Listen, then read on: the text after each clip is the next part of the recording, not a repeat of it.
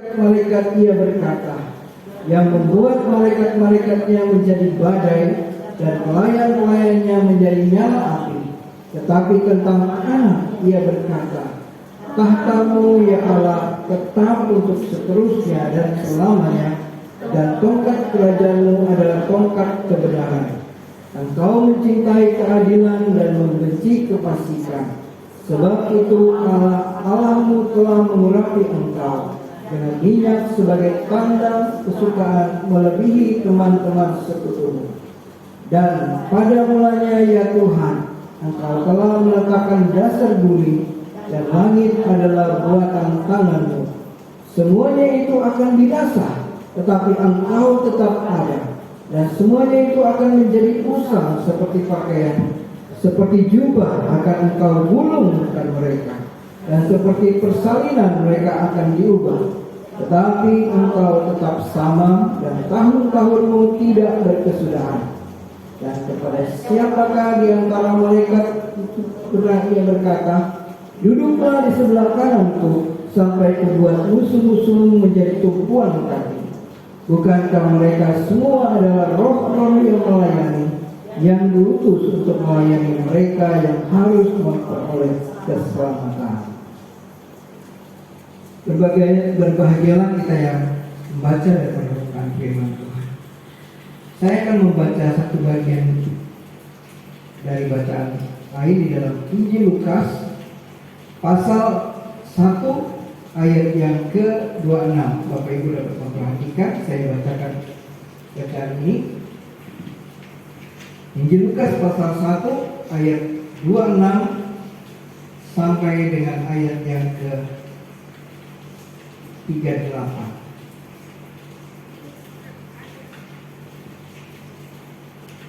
Injil Lukas pasal 1 26 sampai 38. Demikian firman Tuhan. Dalam bulan yang ke-6 Allah menyuruh malaikat Gabriel pergi ke sebuah kota di Galilea bernama Nazaret, kepada seorang perawan yang bertunangan dengan seorang bernama Yusuf dari keluarga Daud. Nama perawan itu Maria.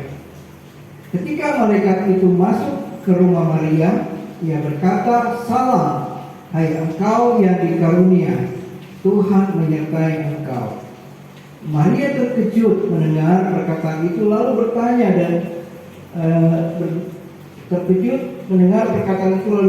di dalam hatinya, apakah arti salam itu? Kata malaikat itu kepadanya, jangan takut hai Maria, sebab engkau beroleh kasih karunia di hadapan Allah. Sesungguhnya engkau akan mengandung dan melahirkan seorang anak laki-laki, dan hendaklah engkau menamai dia Yesus. Ia akan menjadi besar dan akan disebut Anak Allah yang Maha Tinggi. Dan Tuhan Allah akan mengaruniakan kepadanya tahta Daud bapa leluhurnya. Dan ia akan menjadi raja atas kaum keturunan Yakub sampai selama-lamanya, dan kerajaannya tidak akan berkesudahan.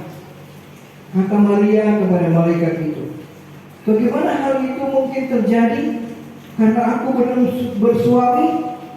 Jawab malaikat itu kepadanya, Roh Kudus akan turun atasmu, dan kuasa Allah yang Maha Tinggi akan menaungi engkau. Sebab itu anak yang akan kau lahirkan itu disebut Kudus, Anak Allah. Dan sesungguhnya Elisabet, sanakmu itu, ia pun sedang mengandung seorang anak laki-laki pada hari tuanya, dan inilah bulan yang ke-6 bagi dia, yang disebut mandul. Sebab bagi Allah tidak ada yang mustahil. Kata Maria, sesungguhnya aku ini hamba Tuhan. Jadilah padaku menurut perkataanmu itu. Lalu malaikat itu meninggalkan dia. Kelahiran Yesus Kristus adalah pesan dari kasih Allah yang terbesar. Bapak Ibu, mungkin kita sudah sekian kali mendengarkan kisah Natal, dan bahkan kita mungkin sudah hafal ya cerita Natal itu. Kita pun mungkin pernah memerankan di dalam drama, atau mungkin kita pernah secara khusus mengikuti menonton film-film khusus tentang Natal. Tapi pernahkah kita bersama-sama secara khusus menangkap pesan kasih Allah yang terbesar? Pesan kasih Allah itu yang tidak bisa diukur dengan oleh siapapun yang menyampaikannya, karena pesan itu adalah Allah sendiri yang menunjukkannya. Dalam pembacaan kita tadi selama berulang kali dari zaman dahulu Allah dengan berbagai cara berbicara, melalui mimpi, melalui Tuhan berbicara langsung kepada nabi-nabi, dan juga melalui berbagai cara yang Tuhan bisa pakai, termasuk dengan memberikan firman-Nya ditulis oleh para nabi. Tetapi kita perhatikan dalam Ibrani tadi, maka pada zaman akhir ini Ia telah berbicara kepada kita dengan perantaraan anaknya. Ya, ayat 2, yang telah ditetapkan sebagai yang berhak menerima segala yang ada. Oleh Dia Allah telah menjadikan alam semesta. Zaman akhir, kitab Ibrani ini ditulis sesudah Yesus lahir, dan secara khusus di abad-abad awal, ketika orang Kristen selalu mereka akan bersaksi dan mengatakan mereka adalah pengikut Yesus. Dan penulis Ibrani ini, walaupun tidak ditulis di sini siapa yang menjadi penulisnya, tetapi banyak para ahli kitab itu memberikan kesimpulan bahwa ini ditulis oleh Paulus. Tapi siapapun yang akan menulis setelah benar-benar ini kitab Ibrani ini kembali lagi memaparkan tentang Yesus. Tadi malam kita sedikit berbicara tentang Yesus di kitab Yohanes, dan sekarang Yesus di dalam kitab Ibrani ini. Nanti kalau ada kesempatan kita juga akan mempelajari. Seorang bapak yang memperhatikan soal ibadah, Awet Koser, dia menulis sebuah buku tentang Yesus yang adalah anak Allah. Yesus, dia mengatakan bahwa Yesus itu manusia yang dimuliakan berdasarkan apa yang dia bahas tentang kitab Ibrani ini. Tapi poin yang saya ingin tegaskan bagi kita bahwa pesan terbesar yang disampaikan oleh Allah tentang kasih-Nya, yaitu kesimpulan yang disampaikan dalam Yohanes 3 ayat 16. Karena begitu besar kasih Allah akan dunia ini, sehingga Ia mengaruniakan anaknya yang tunggal, supaya setiap orang yang percaya kepadanya tidak binasa, melainkan beroleh hidup yang kekal. Dan itu sudah ditulis, sudah dibuatkan sejak zaman dahulu dan digenapi. Dan ketika Yesus lahir, para saksi apa yang dihadir juga melalui penulis-penulis kitab, para murid Yesus, dan salah satu di dalam kitab Ibrani ini menegaskan Yesus adalah anak Allah. Bapak Ibu, tadi juga di dalam berita malaikat Gabriel kepada Maria berulang kali disebut dia anak Allah yang maha tinggi. Salah satu malaikat yang bernama Gabriel memang diutus untuk menyampaikan berita-berita pada orang-orang yang mau dipakai Tuhan, termasuk kepada Maria. Apa yang disampaikan dalam kabar ini menegaskan bahwa kasih Allah itu nyata melalui anak Allah, Yesus Kristus. Nah, sebutan anak Allah ini sedikit kita ini bukan apa konotasinya secara biologis. Jadi Allah tidak memperanakkan secara lahiriah. Banyak kan orang-orang menyerang ke Kristen, oh Kekristenan percaya bahwa Allah itu punya anak. Sehingga ada anak Allah, anak Tuhan. Pemahaman kita sangat penting. Mengapa Yesus disebut anak Allah? Adalah ketika dia punya relasi dan penyebutan sebagai anak Allah itu adalah yang diberikan oleh Tuhan sendiri. Yesus, Bapa, Anak, dan Roh adalah tiga pribadi yang merupakan kesatuan Allah yang esa. Dan itulah yang kita yakini di dalam iman Kristen.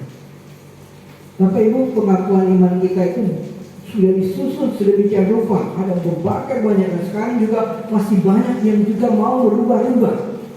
Tetapi kebenaran dalam pengakuan iman itu semakin ditegaskan bahwa Allah yang kita percaya, Allah Bapa, Allah Anak, dan Allah Roh Kudus.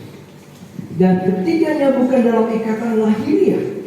Dia bukan seperti pikiran manusia yang menggambarkan Allah itu beranak, hal itu punya anak secara lahiriah. Relasi hubungan itu menggambarkan kepada kita. Di sini kita akan melihat apa yang digambarkan di sini. Mari kita lihat di dalam ayat 3. Ia adalah cahaya kemuliaan Allah, gambar wujud Allah, dan menopang segala yang ada dengan firman-Nya yang penuh kekuasaan. Dan setelah ia selesai mengadakan penyucian dosa, ia duduk di sebelah kanan yang maha besar, di tempat yang tinggi. Ayat 4, jauh lebih tinggi daripada malaikat-malaikat, sama seperti nama yang dikaruniakan kepadanya jauh lebih indah. Ketika berbicara tentang ini, Yesus anak Allah itulah yang ada hak, dikatakan dia menerima hak segala yang ada, karena dialah yang menopang alam semesta ini. Dialah yang menciptakan alam semesta. Dia, di dalam dialah segala sesuatu telah dijadikan. Bapak Ibu yang dikasih dalam Tuhan, betapa luar biasa kita dapat mengenal Yesus. Saya mengajak kita kembali melihat kepada bacaan di Lukas tadi. Apa yang dikatakan di sini? Mari kita perhatikan ketika malaikat itu berkata, salam hai engkau yang dikaruniai Tuhan menyertai engkau. Maria kemudian bertanya, ayat 30, jangan takut hai Maria, sebab engkau beroleh kasih karunia di hadapan Allah. Sebab sesungguhnya engkau akan melahirkan, mengandung dan melahirkan seorang anak laki-laki, dan hendaklah engkau menamakan Yesus. Dia Yesus. Dia akan menjadi besar dan akan disebut anak Allah yang maha tinggi. Dan Tuhan Allah akan mengaruniakan kepadanya tahta Daud bapa leluhurnya. Jadi penyebutan nama Allah yang maha tinggi, anak Allah yang maha tinggi, itu penyebutan yang Tuhan berikan melalui malaikat Gabriel yang menyampaikan. Nah, saudara, itu bukan rekayasa manusia, bukan ide-ide manusia, tetapi Allah sendiri. Yesus disebut sebagai anak Allah, dan itu memberikan penjelasan kepada kita bahwa Yesuslah yang akan menyelesaikan masalah-masalah yang dihadapi oleh manusia yang berkaitan dengan dosa dan keselamatan. Apakah Bapa itu tidak bisa berbuat sesuatu? Bisa.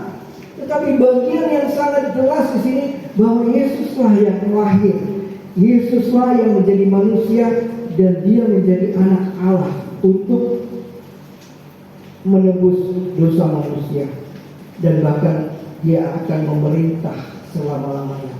Kerajaannya tidak berkesudahan. Dari bagian ini Bapak Ibu yang kasih, kita kembali diingatkan bahwa pesan tentang anak Allah itu menjadi pesan yang sangat besar buat kita. Itu sebabnya ketika berbicara tentang ini, Yesuslah yang menjadi pengantara kita. Yesuslah yang menjadi tempat untuk kita memanjatkan doa. kita selalu diingatkan ketika kita berdoa di dalam nama Yesus. Ketika kita menyebut Allah sebagai Bapa, kita selalu mengakui bahwa Yesuslah yang menjadi perantara. Yesuslah yang menjadi juru syafaat. Yesuslah yang menjadi imam besar bagi kita. Dan inilah yang memberikan peluang bagi kita untuk bisa menghampiri Tuhan.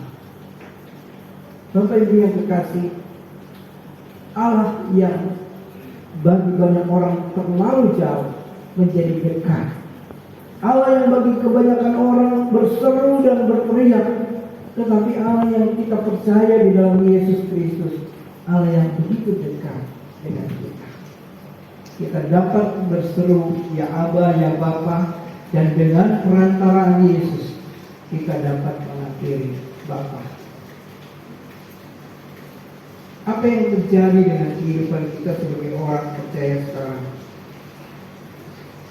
Di dalam bacaan tadi, anak Allah ini lebih tinggi dari malaikat-malaikat. Nama anak Allah ini jauh lebih indah daripada nama malaikat-malaikat. Saya tidak akan menguraikan satu persatu tentang itu, tapi di dalam ayat 5 sampai dengan ayat 14 bahwa Yesus itu lebih tinggi dari malaikat-malaikat. Karena malaikat-malaikat dalam ayat 14 itu mereka adalah roh-roh yang melayani, yang diutus untuk melayani mereka, melayani kita. Tetapi dia bukan untuk disembah. Tuhan dengan jelas mengatakan bahwa malaikat-malaikat justru harus menyembah Yesus. Apa yang terjadi dengan kehidupan sekarang? Banyak orang menyembah malaikat, menjadikan malaikat itu sama dengan Tuhan. Padahal malaikat itu hanya roh-roh. Tuhan mengutus malaikat memang melindungi kita, tetapi malaikat yang diutus itu bukan dijadikan sembahan kita. Ya, iman Kristen tidak menjadikan malaikat sebagai objek sembahan. Hanya Yesus yang menyembah, yang kita sembah. Apakah kita tidak percaya malaikat? Kita percaya malaikat. Tetapi malaikat dalam fungsinya melayani umat Tuhan. Yang lebih besar adalah Yesus Kristus. Mari kita perhatikan beberapa hal. Hanya kepada Yesus Kristus firman ini dikatakan, anakku engkau telah kuperanakan pada hari ini. Aku akan menjadi bapanya dan dia akan menjadi anakku. Jadi hubungan antara bapa dengan anak itu adalah hubungan yang menjadi contoh buat kita orang Kristen. Nanti kita mulai tahun depan, kita akan mulai dengan doa Tuhan Yesus. Saya berharap kita dapat mengikuti di dalam Yohanes pasal yang ke-17 tentang doa Tuhan Yesus. Bagaimana kita jemaat pun belajar hubungan bapa dengan anak. Dan disitulah kita akan mengerti mengapa anak Allah ini jauh lebih tinggi dari malaikat.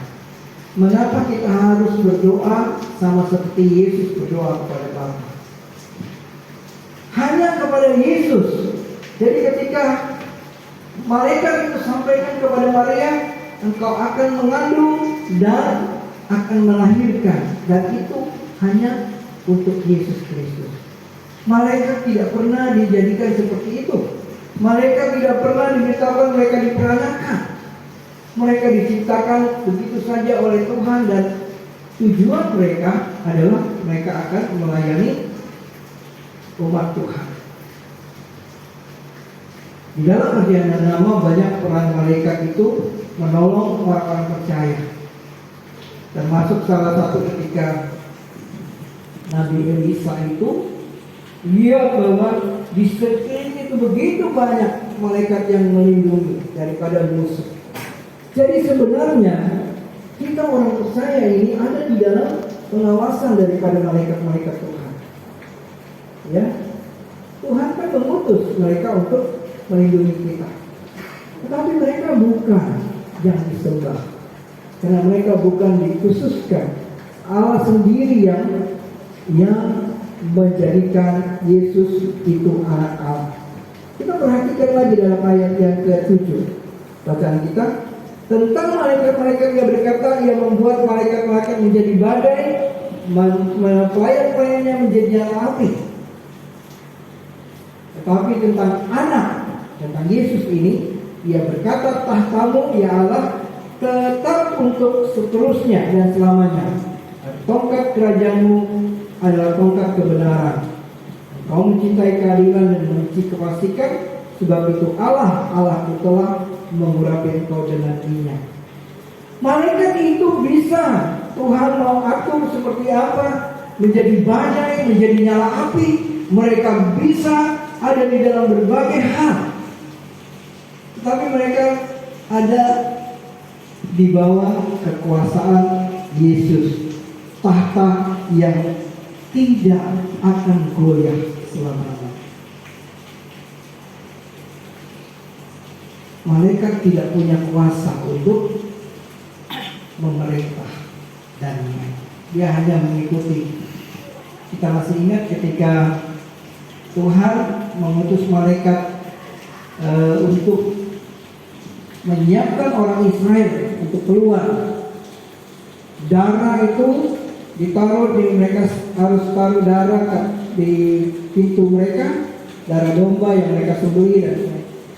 Orang Mesir tidak tahu itu, dan kemudian malaikat itu berkeliling anak-anak sulung orang Mesir dibunuh habis, dan kemudian orang Israel keluar. Tahukah kita, malaikat hanya mengikuti apa yang Tuhan perintahkan, tapi mereka tidak punya kuasa untuk memerintah. Tapi kita tahu salah satu yang terjadi ketika malaikat yang bernama Lucifer ingin memerintah, ingin menjadi sama dengan Allah. Apa yang terjadi? Allah mencampakkan mereka, dan mereka yang menjadi kelompok daripada iblis dan segala pengikutnya. Malaikat tidak punya kekuatan dan kuasa untuk mereka mengatur dan memerintah. Ketika mereka mau mencoba sama dengan Allah, Allah mengusir mereka dari surga. Dan kemudian malaikat-malaikat itu akhirnya menjadi iblis dan pengikut-pengikutnya.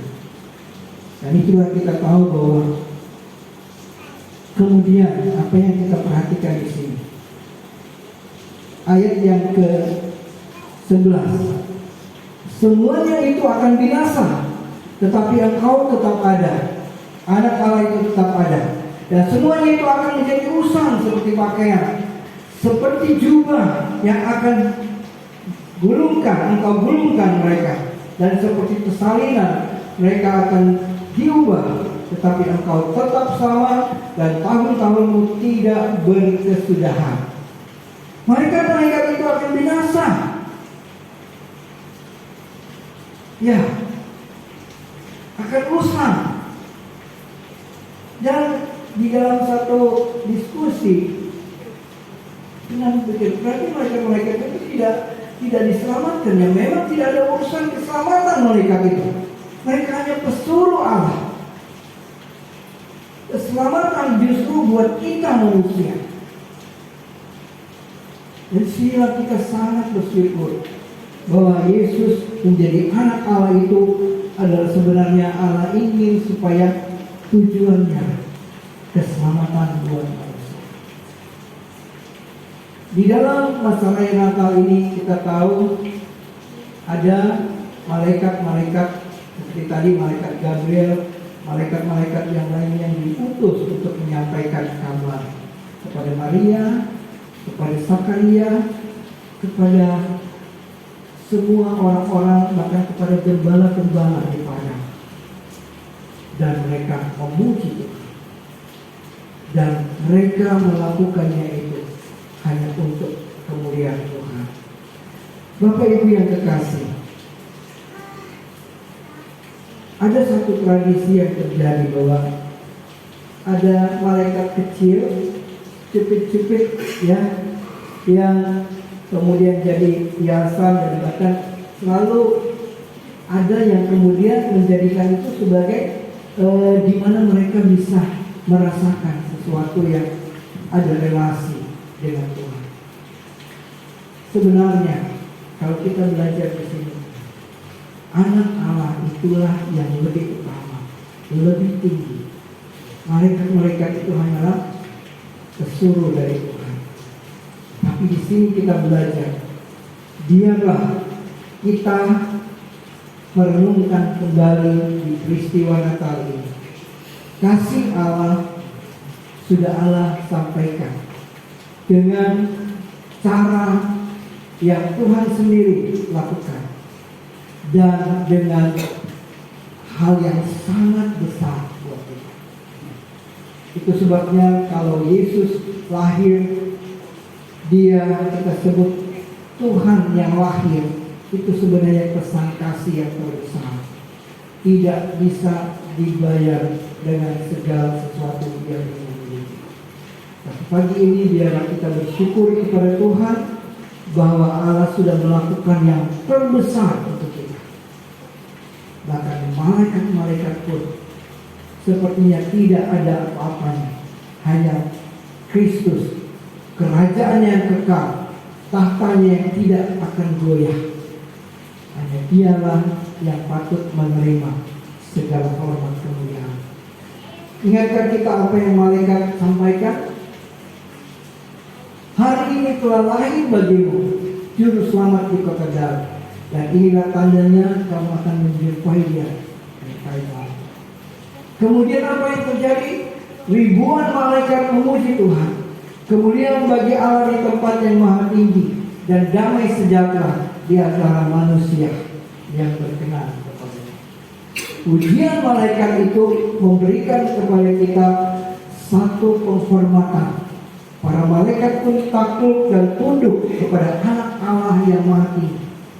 Kita pun juga takluk kepadanya. Tetapi ketahuilah, kita ada jauh lebih mulia daripada para malaikat. Kenapa? Untuk kita yang berdosa ini, Tuhan mengasihi dengan kasih yang sangat besar. Malaikat-malaikat tidak mendapatkan itu. Hanya untuk kita. Kasih yang terbesar, kasih Allah yang dia berikan dengan dirinya sendiri, Yesus Kristus menjadi anak Allah yang malaikat-malaikat tidak mendapatkan itu. Mereka hanya makhluk-makhluk roh-roh yang melayani, bisa binasa, bisa kemudian mereka tidak dipakai lagi, bisa kemudian mereka akan menjadi seperti badai, bisa menjadi nyala api. Itu dalam kehendak Tuhan. Atau bisa juga mereka seperti Lucifer dan pengikut yang mencoba melawan Allah, akhirnya Tuhan usir. Dan itulah nasib daripada Lucifer itu, menjadi iblis yang dibelenggu, dan akhirnya dialah yang menjadi kerajaan neraka. Bapak Ibu yang dikasihi di hari Natal ini, Tuhan sudah sangat mengasihi kita. Tidak ada kasih yang lebih besar daripada kasih yang lain. Hanya kasih Allah di dalam Yesus Kristus yang bisa kita terima. Kiranya Tuhan memberkati kita bisa memiliki pengharapan yang pasti. Selamat hari Natal, Tuhan memberkati kita. Mari kita berdoa. Bapa Surgawi, terima kasih untuk firman-Mu. Kami bersyukur karena untuk kami yang berdosa, Allah mengutus Yesus Kristus, pesan kasih yang terbesar. Memang banyak malaikat yang dipakai, banyak berita-berita yang disampaikan oleh para nabi dan juga oleh para malaikat. Tetapi berita yang terbesar, pesan yang terbesar tentang kasih Allah ada di dalam Yesus Kristus, Anak Allah yang maha tinggi. Satu hubungan yang sangat dalam dan yang membuat kami yang tadinya jauh menjadi dekat.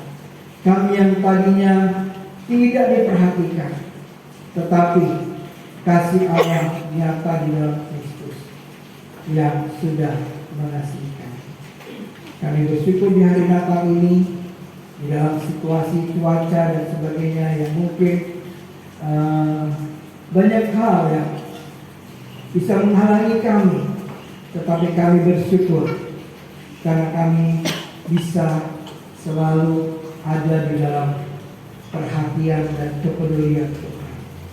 Kasih Tuhan yang sangat besar yang sudah kami alami, itu yang menguatkan kami terus teguh, dan karena kami percaya bahwa kerajaan Allah tidak pernah berkesudahan, dan itulah yang diwujudkan oleh Anak Allah yang Maha Tinggi, yaitu Yesus Kristus, yang kami rayakan kelahirannya pada saat ini.